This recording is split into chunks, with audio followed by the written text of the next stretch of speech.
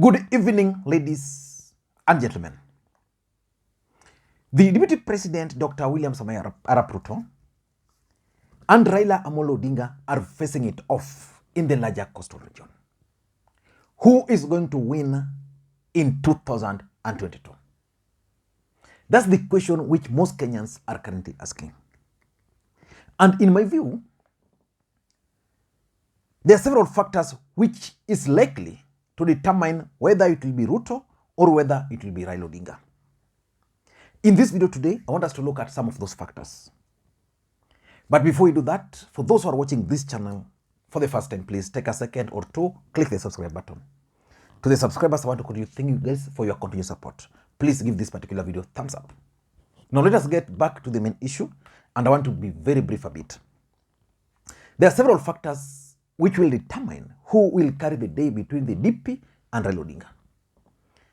The first factor is the land equation. I'm going to explain further, but let me just list for you some of the factors which are likely to determine who between Ruto and Raila will carry the day. There's the land equation in the coastal region. Who will be able to solve the land issue in the coastal region?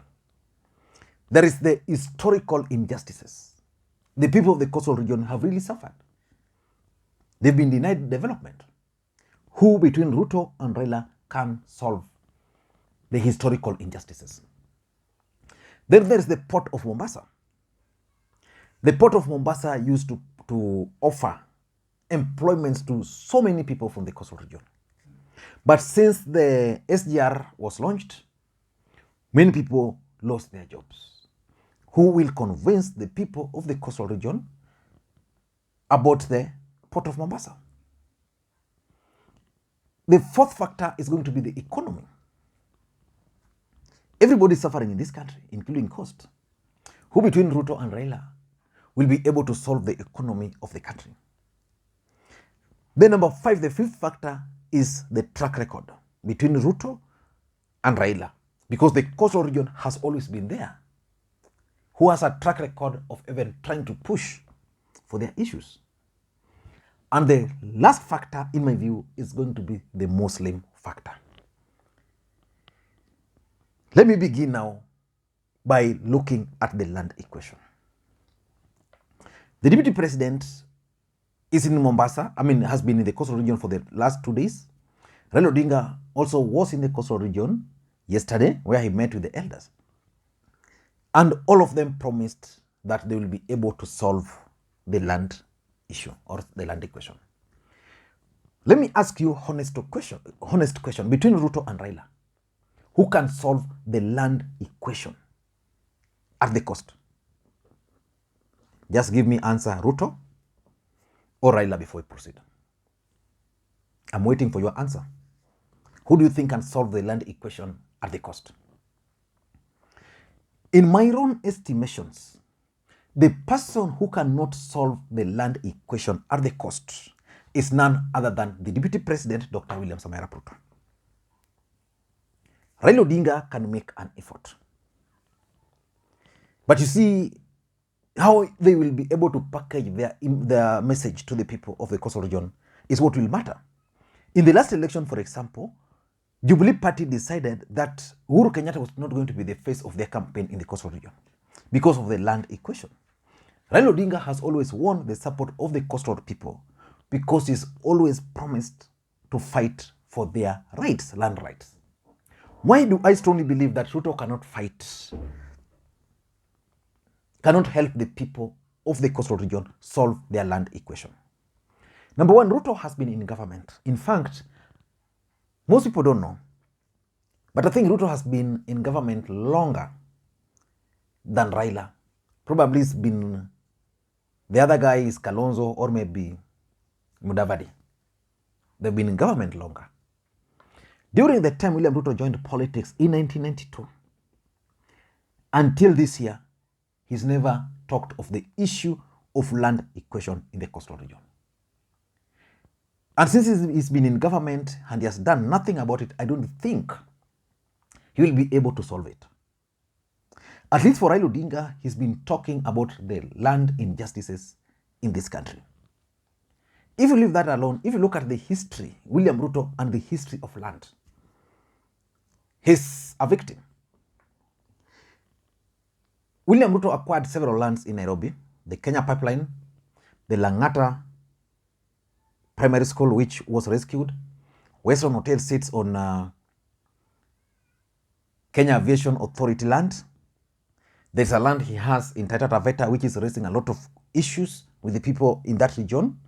Then there is that one where he's building that hotel in Mombasa, which is also alleged to be public utility. Being someone who has an appetite for land, there is no way William Ruto will be able to solve the land equation in the coastal region. So if Raila Odinga and his team were to dismantle Ruto based on those alone, the people of the coastal region will not vote for him. But you see, politics is about perception, politics is about messaging. If William Ruto can convince the people of the coastal region that he can solve those land questions, then it will be better. Because what I know for sure is that deep state will go very hard on the deputy president. The moment he will start making attempts to win the support based on the land equation, these guys will start releasing certain things. For example, when Ruto will be talking of land equation in the coastal region, attempts will be made in Western. And that will distract him because, he can't deal with it. So that's on land equation, probably Raila Odinga will score high. So that's number one. Number two is the historical injustices. If there's a region which has been neglected in this country for a long time, then it's the coastal region. Coastal region has been able to make progress just because of the devolution. The person who opposed devolution was none other than the Deputy President, Dr. William Samoei Arap Ruto. In fact, if you look at the way the people of the coastal region voted, their county assemblies voted for BBI, was because they felt that they have been marginalized. For example, they were supposed to benefit from several constituencies. And because the BBI collapsed, they are still missing out on all those. So I tend to think that, again, when it comes to historical injustices, you can relate. Raila Odinga has been talking of the Ndunguland reports and other reports in this country, which are meant to address the historical injustices. The third thing is the Port of Mombasa. Here is where there's going to be a draw. And here, the person who is going to win will win based on messaging. In the last election, Hassan Joho was elected because of fighting for the rights or against the relocation, what is called relocation of the Port of Mombasa to Naivasha in quotes. William Ruto, being a very vocal leader, attacked Joho for that during that election. And I remember Hassan Omar, who is a good friend of mine at that time, explained how it was impossible to relocate the Port of Mombasa to Naivasha, and that Joho was academic dwarf. And because the Port of Mombasa was at the center of politics at that time, they were able to win. Then came the handshake between the president and Raila Odinga. It tied Joho, it tied Raila. So it means if Joho were to address any issue of the Port of Mombasa, then it has to be at the background, not at the forefront. Because that's how politics is played. And the truth of the matter is that Raila Odinga is carrying the burden of the handshake. So Raila Odinga is today viewed as someone who is participating in the relocation of the Port of Mombasa to Naivasha. Ruto is escaping that now. So if Ruto can manage to package himself well, the only thing we have in this country is that internet never forget. So very soon, some of those issues will start coming up. So the Port of Mombasa will depend on the messaging between these two gentlemen. The fourth factor is the economy. In this country, Jubilee government collapsed the economy just before the last election. There was overborrowing, there was theft, there was misuse of government resources, and everything. So, if Ruto were to become the president, he will start afresh. If Raila were to become a president, he would start afresh. But who between Ruto and Raila can convince the people of the coastal region that they can change the economy? Raila Odinga so far has not had the opportunity to lead this country. William Ruto so far is the deputy president of the Republic of Kenya. But William Ruto is coming with what is calling bottoms-up approach. This bottom-up approach, people are buying it. So how is he going to manage to convince the people of the coastal region with it? Maybe he will be able to succeed. So in my view, Raila Odinga and his team must work on a strategy on how they are going to convince the people that they have a strategy on reviving the economy. Because look at it from this perspective. Young Kenyans graduate every single day. But sadly, very few of them get employed. Very few of them. That's the sad truth. So we have a country where there are no jobs, the economy has collapsed, COVID came, all businesses collapsed. So who will be able to revive the economy? Between these two gentlemen. I want you to let me know that. Number 5 is the track record of these leaders. You know, coastal region has been in existence in a long time. Ruto joined politics in 1991. Raila joined politics much earlier. But their track record in fighting for the people of the coastal region, who stands a chance? And that's why I say, if Hassan Omar were to join Raila Odinga today, being a human rights activist, he would dismantle the hustler narrative in the coastal region. Because he has a track record of fighting for the people of the coastal region. So the track record between these guys, Raila Odinga has advantage on this because he has always stood with the people of the coastal region.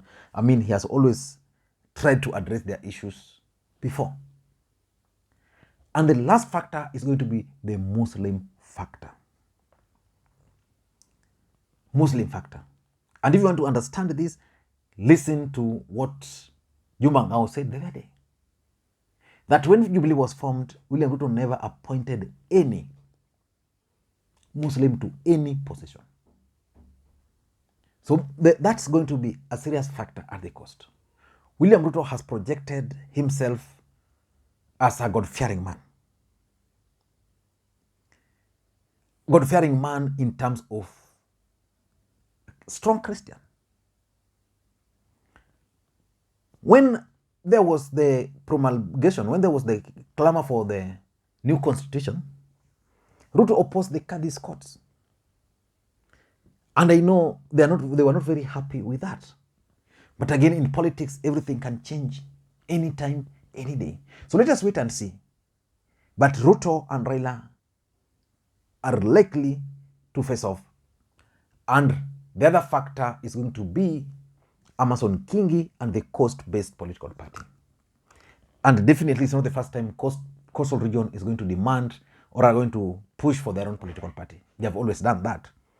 But Kingi is likely to change. So if Kingi will join Ruto or if Kingi will join Raila, that will tilt in favor of Raila. Of course, he's joining Raila Odinga already. I don't know what to think, but that's my take. And Miguna stated that Raila Odinga won in 2007 and 2017. I want us to look at that. Kalonzo Musyoka is also claiming that Raila Odinga and Uhuru Kenyatta should go home. And that's the only time Kenyans can have peace. That's something I want to dissect. Until that time, this is Lee Makwiny. Thank you, guys.